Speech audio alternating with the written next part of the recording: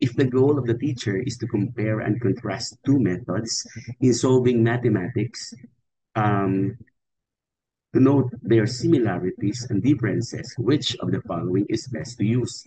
A. Cartesian plane, B. Fishbone diagram, C. Venn diagram, or D. Johari's window.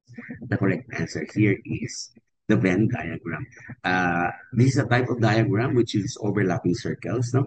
To compare and contrast two different things, and also to pinpoint their similarities. Yun yung nasa intersection nilang dalawa. Fishbone diagram is used to describe cause and effect. Basta cause and effect, you use the Ishikawa diagram.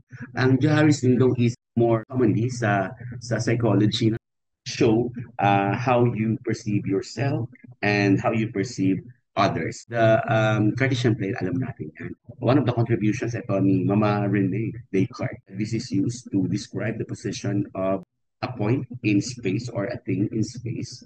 So this is your Cartesian plane. But in number 161, we are looking for the Venn diagram.